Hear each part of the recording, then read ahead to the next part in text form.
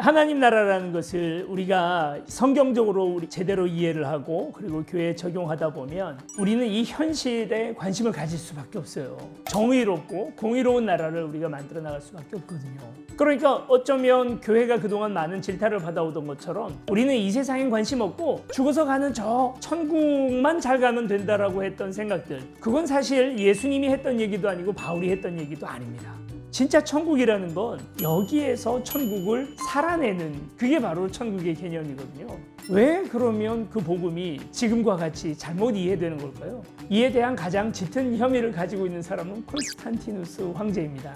그동안 기독교가 초대교회에서부터 콘스탄티누스 황제의 제위 313년 이제 기독교가 공인되는 그 해까지 수많은 핍박들이 있었습니다. 그러다가 콘스탄티누스 황제에 의해서 기독교가 공인이 되는데, 콘스탄티누스 황제가 실제로 기독교의 어떤 신앙을 가지고 있었던 사람은 아닙니다. 근데 이 사람은 기독교가 이렇게까지 많이 퍼져 있으니 차라리 공인을 해주고 통제를 하는 게 낫다라고 선택을 한 사람이라고 봐야 돼요. 이 콘스탄티누스 황제가 했던 일이 바로 뭐냐면, 기독교에게 더 이상 현실 정치에 그만 관여해라, 너희들은 그냥 신앙생활만, 예수님만 열심히 믿어라라고 얘기를 하고 싶었던 거예요. 그러니까 하나님 나라를 대폭 축소시켜서 죽어서 가는 내세만 하나님 나라라고 하게 된 거죠. 그리고 많은 교회 지도자들이 이 콘스탄티누스 황제와 서로 어느 정도 합의를 하게 된 겁니다. 그래서 그때부터 모든 사람들이 이 땅이 하나의 천국에 가기 위한 준비하는 단계 정도로 생각하게 되고, 그래서 우리는 죽어서 가는 천국에만 온통 관심을 기울이게 된 거죠. 하나를 더 원인을 잡을게요. 영지주의입니다. 우리가 살고 있는 이 현실 세계는 말하자면 유배를 온 거라고 생각을 했어요. 육신은 고귀한 영혼의 감옥이라고 생각을 했던 거죠. 그래서 빨리 이 육신을 벗어버리고 천국으로 다시 돌아가야 된다고 주장하던 사람들이 영지주의입니다. 이것에 끝까지 싸웠던 사람이 바로 바울이거든요. 부활이 없다고 말하던 영지주의자들이 믿었던 게 바로 뭐냐면, 우린 죽어서 우리의 영혼이 들려 올려서 저쪽 천국 어딘가 거기로 돌아간다라고 그 사람들은 믿었거든요. 그에 대하여 바울은 뭐라고 얘기하냐면, 그게 아니라 이 땅에 다시 우리가 육신을 입고 부활한다고 말한 게 고린도전서 15장 말씀입니다.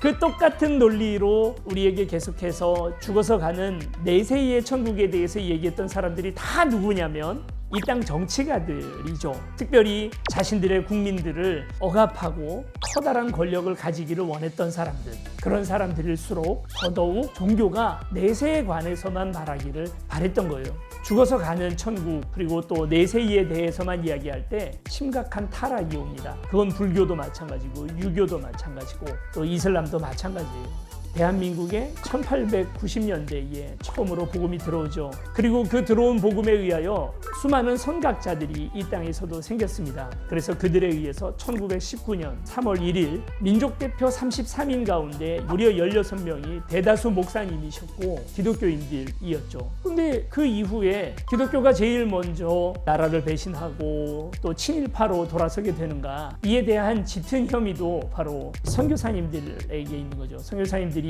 바로 그때부터 이제 제발 나라 독립이나 이 땅의 정의나 평화에 대해서는 그만 신경 써라. 이제부터는 죽어서 가는 천국에 대해서만 이야기하라. 이것이 실제로 가스라 데프트 조약에 의해서 우리 선교사님들에게 내려온 지령이었습니다. 그에 의해서 기독교인들은 하나님 나라에 대해서 이야기를 하기보다도 죽어서 가는 내세에 대해서 이야기하기 시작하죠. 그런 일은 또 있었습니다. 1970년대 우리나라 군부 독재 시절 때 우리 대통령들은 이 땅의 천국을 우리가 얘기하는 것에 대해서 굉장히 거북하게 생각을 했습니다. 그러다 보니까 대한민국의 복음이 흘렸다는 게 아니라 축소된 것입니다. 우린 하나님 나라를 지금도 살아내야 되거든요. 꼭 그분들 탓만 할 것은 아니다라고 생각합니다. 우리 목회자들이 내세에 대한 이야기들에서부터 벗어나서 오늘 하루를 똑바로 살고 하나님 나라를 이루어 나가는 것들을 오늘 우리가 계속해서 마음에 품고 생각한다면 조금 더 우리 교회가 빛과 소금의 사명을 바르게 감당하고 있지 않았을까 하는 안타까움이 있어요. 하나님 나라의 중심으로 우리가 신앙생활을 하는 것과 교회 중심으로 우리가 신앙생활을 하는 것에는 엄청난 차이가 생기게 됩니다. 도리어 기독교의 복음은 현실적인 복음이에요. 지금 이 땅에, 이 자리에, 그리고 그 우리가 꿈꾸고 있는 천국이라는 것도 여기에 건설되게 되는 거죠. 그래서 교회는 이 천국을 함께 건설해 나가는 가장 귀한 본부, 그런 개념이 되어야 된다, 그렇게 생각이 듭니다. 어떻게든 많은 사람들이 신앙 고백해서 천국으로 갈 수 있도록 그걸 도와주는 곳이라기보다도 날마다 지금 오늘 하루를 천국을 살아갈 수 있도록 했어야 돼요. 그러다 보니까 교회가 이 복음을 넓게 이해를 하느냐 좁게 이해하느냐에 따라서 자기 임무가 달라지게 됩니다. 그냥 내가 죽어서 천국 가는 것, 내 세에 대한 천국에 대해서만 생각하게 되면 한 사람이라도 더 구원해야 되는 거죠. 그냥 전도하고 전도한 사람이 신앙 고백하게 하는 것이 가장 중요해요. 그러다 보니까 울타리를 만듭니다. 최대한 사람들이 빠져나가지 못하도록, 그리고 더 이상 못 나가게 만들고 모든 관심을 교회 안으로 다 끌어들여요. 그리고 데리고 나가서 전도하고 교회 내 김장도 하고 연탄 나르는 일도 하고, 그런 일들을 교회 안에서 자꾸 하는 거죠. 그런데요, 복음이 만약 현실적인 하나님 나라, 그리고 확장된 하나님 나라의 개념으로 생각을 하게 되면 교회가 해야 할 일은 어디에 있냐면 지금 내가 살고 있는 그곳이 하나님 나라가 되게 하는데 모든 초점이 맞춰지게 돼요. 이걸 하나님 나라 중심의 교회라고 하는 겁니다. 교회에서 하는 행사에 대해서 무관심해지고 내가 내 직장에서 하나님 나라를 어떻게 구축할 거냐, 내가 다니고 있는 학교에서 어떻게 그곳을 천국으로 만들어 나갈 거냐, 이게 가장 중요한 문제가 되거든요. 21세기에 우리가 바꿔나가야 할 교회는 교회가 중심이 아니고 우리 성도님들이 각자의 삶의 터전에서 그곳을 하나님 나라로 만들어 나가는 거예요. 그러면 교회는, 목회자는 뭘 하는 거냐면 이 사람이 그 회사에서 그가 꿈꿨던 비전을 잘 만들어 나갈 수 있도록 지원하고 도와주는 일을 교회가 하는 거죠. 우린 건물도 필요 없습니다. 최소한의 건물이 필요합니다. 교회 전체의 비전을 온 성도들이 한마음 한뜻이 되게 할 아무런 그런 생각 없습니다. 우리는 여러분의 삶이 중요하다 생각합니다. 하나님의 나라가 어떻게 되냐고요? 교회가 알아서 해주겠지, 목사님이 알아서 해주겠지, 그게 아니고 여러분이 있는 그 자리에서 여러분이 맡은 바 그 부분을 하나님 나라로 만들어 나가면 하나님의 나라가 이 땅에 임했다는 가장 중요한 증거가 되는 거죠. 저는 그게 21세기 한국 교회를 살릴 수 있는 교회라고 믿습니다. 지금까지 우리가 이제 그러면 하나님 나라의 복음을 가지고 교회가 어떻게 바뀌는지, 그리고 교회의 복음이 어떻게 바뀌는지, 그런 개념들을 함께 나눴는데요. 그렇다면 이런 신학을 가지고 우리의 교회는 어떤 모습으로 가게 될까? 중요한 포커스가 어디에 있을까요? 우리가 이제 새로 개척하려고 하는 교회는 각자의 삶의 자리가 중요합니다. 그렇기 때문에 정말 중요한 것이 하나의 축은 예배이고요. 그리고 또 다른 한 축은 소그룹 모임이에요. 소그룹 모임에서 내가 말씀과 내 삶을 접목시키는 역할을, 그 작업을 해야 된다. 그게 가장 중요한, 교회의 중요한 일이다라고 생각해요. 저는 거기에서 중요한 것이 사실 소그룹이 없는 건 아니거든요. 각 교회들마다. 그런데 그 소그룹이 주중에 어느 한 날 이렇게 국한되는 경우가 있다 보니까 그 그룹의 리더들은 그 사람들을 평일날 모으기 위해서 엄청난 에너지를 소비해야 된다는 겁니다. 저는 이 소그룹이라는 개념을 좀 더 가치를 높였으면 좋겠어요. 물론 옛날 초대교회에서도 성도들의 교제라고 하는 것이 예배 중에 함께 있는 거거든요. 그런 의미에서 소그룹도 예배의 연장선으로 함께 봐야 되지 않을까.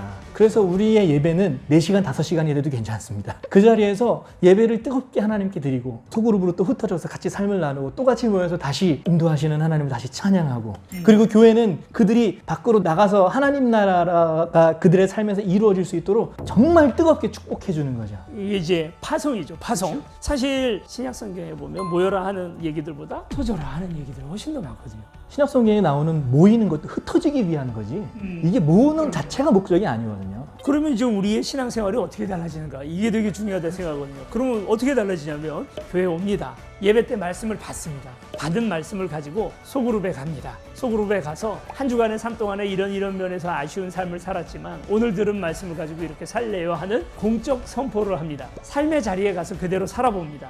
대다수 안 돼요. 또 그게 잘 안 돼요. 실패해요. 너덜너덜해진 마음을 가지고 다시 교회에 와서 예배드리고 말씀 붙들고 다시 용기를 얻어서 또 그곳에 가서 빛과 소금으로 살아갑니다.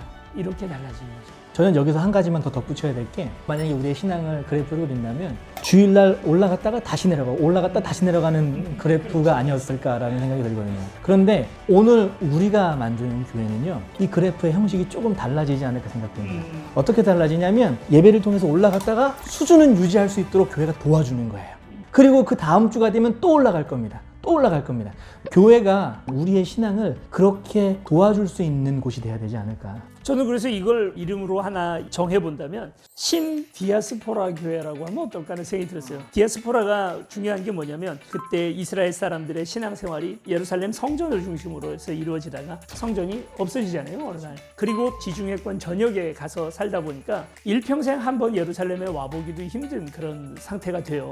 그러고 나서 이 사람들이 성전이 중심이 아니라 각자의 삶의 자리 근처에 있는 회당 중심의 신앙으로 혁명이 일어납니다. 그걸 디아스포라라고 얘기를 하는 거거든요. 근데 지금 21세기에 저는 다시 한번 디아스포라가 또 필요하다 생각해요. 교회 중심의 신앙이 아니고 여러분의 사무실, 여러분의 직장, 여러분의 가정이 신앙의 중심, 거기에서 하나님 나라를 건설하는 그런 신앙. 거기가 여러분의 땅끝이고 그 땅끝을 예수님이 여러분 보내신 거거든요.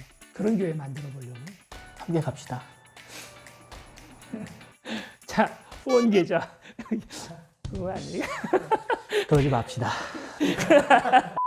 앞으로 이제 우리가 시리즈를 쭉 만들려고 해요. 그러면 지금은 어떻게 보면 가장 메인 뼈다귀가 하나님 나라 중심의 교회라고 하면 달라져야 할 부분들이 굉장히 많아요. 그동안은 우리가 갖춰진 복음에 의해서 만들어진 그 행정 체제와 또 여러 개념들이 있었다면 행정, 계급 체계 뭐 이런 부분들까지 다 많이 달라질 부분들이 있을 텐데 이런 걸 저희가 이제 시리즈로 하나씩 만들어 나가려고 해요. 오늘이 이제 첫 편이라면 저희가 준비한 거 한 10개 정도의 콘텐츠를 가지고 여러분들과 함께 같이 새로운 교회의 모습들을 같이 하나하나 만들어 나가려고 합니다. 이건 우리가 만드는 교회가 아니에요. 당연히 하나님께서 하시는 거고 그리고 이걸 우리가 인터넷 기반으로 같이 가져가면서 여러분들과 함께 같이 만들어 나가고 같이 거쳐 나갈 거니까 기도해 주시고 지켜봐 주시고 하면 좋겠습니다. 네, 그럼 오늘 여기까지. 안녕. 안녕.